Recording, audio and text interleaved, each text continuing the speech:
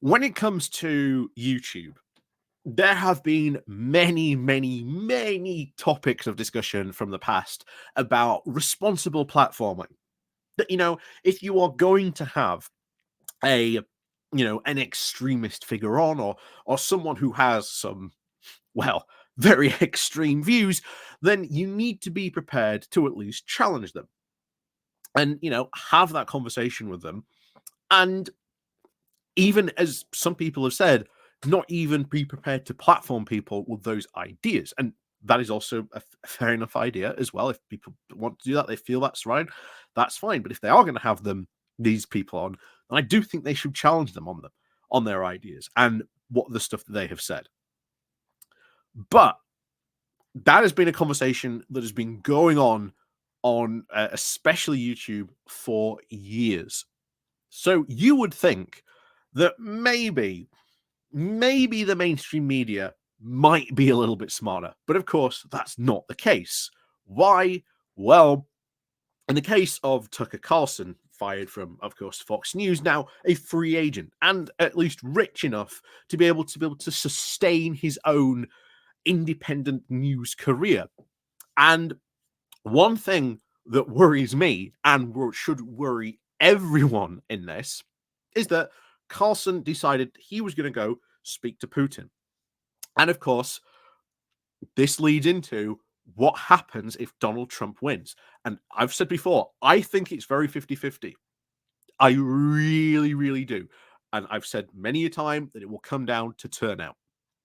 Because the 2020 election was the highest turnout elections the US have had. I know you've heard this before, but it is worth repeating. It was the highest turnout of US presidential elections, highest turnout for Democrats, highest turnout for Republicans. That is the big problem. That if the Democrats do not turn out, that if the independents who would normally vote Democrat do not turn out, that is what is going to give Trump a win. Turnout. And that is what I consistently worry about because of some of the stuff that we've seen going on in America and people feeling that Biden, quote, hasn't done a good enough job, or somehow in many, I think, quite foolish cases, that Trump would handle the Israel situation better. Trust me, there's a lot of reasons why you should not want Trump to win, and of course, Ukraine is certainly one of them. It's a big, big reason of this. And this Tucker Carlson interview, I think, has been a massive, massive propaganda victory for Putin on this front. A massive one on this front. So yeah, it is going to, I think, be a big victory for Putin. I think that this now is going to get broadcast to the American public, who is going to convince, I think, many a Republican to actually turn around and go, oh, hold on a second, that Mr. Putin isn't so bad. Meanwhile, as I think it was, I can't remember which EU diplomat said it. I think it might have been actually it was Donald Tusk that said it. Republicans should be ashamed of this, that people like Ronald Reagan and many other, former US presidents would be spinning in their graves, thinking that you're about to elect, Trump and potentially what he could do to Ukraine. So, yeah, we're going to have a look at, I think, this interview. I still can't make up my mind whether we should do like a full watch through of it, because remember, this is like a 2-hour interview. In it, he's also said that Putin said that the US needs to stop supplying weapons to Ukraine because, we've seen how successful US weapons are against all this Russian equipment, the supposed peer partner of America. We saw very recently a Bradley completely, absolutely destroy and disable a T-90 tank.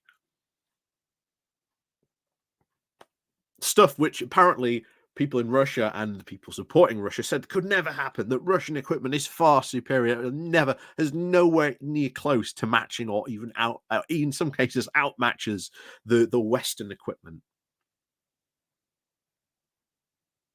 So yeah, I wonder why. I wonder why he wants this equipment to stop. Can't help but think there might be a reason behind that. um, but anyway, we're just gonna go through um some of the stuff that goes on.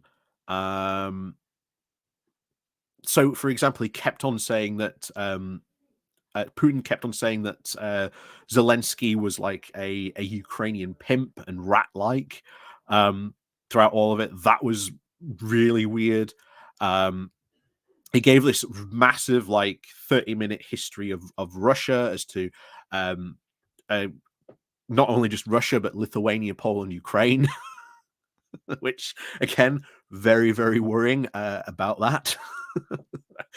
Because he says, "Oh yes," at one point he says, "I've got no interest in taking in a NATO country." To the guy who he had no interest in Ukraine, no interest in Georgia, no interest in Crimea. Remember, there's a good reason why the Ukrainians are a very good reason not to take any peace attempts from Russia seriously. They've seen what's happened in the past. They've had three peace agreements with Russia in the past, and Russia has broken all three.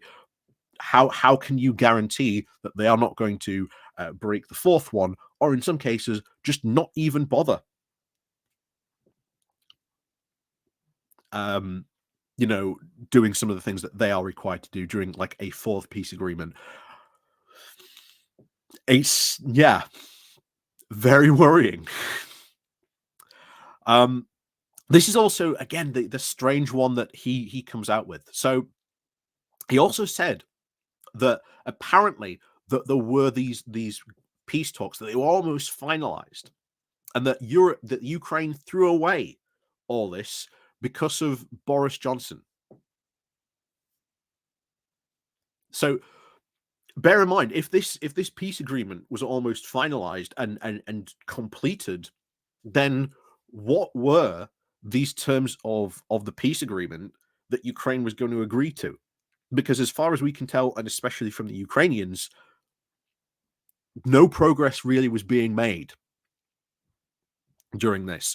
Because the other thing that Putin was doing, he was sending his equivalent of Nadine Dorris to go and conduct these negotiations. He wasn't sending the foreign secretary. He wasn't sending, he's like home office secretary. Wasn't even sending someone who might be considered quite influential with Putin. It was like the digital culture, sports media personality. So everyone was saying at the time, even before Boris Johnson happened,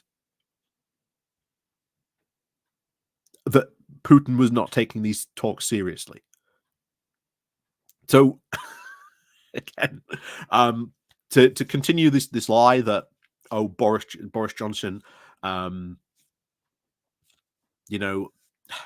threw all this up, then no, he would actually have to show what exactly it was, because if this peace agreement was almost complete, then he should be able to show it to the world, right? What this peace agreement entailed. Because I'm far more likely to agree with what Ukraine was saying about that than anything else.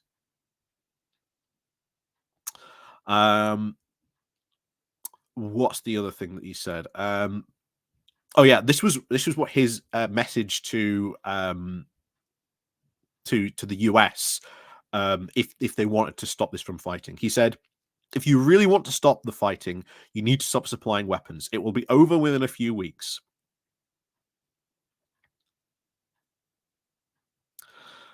Um,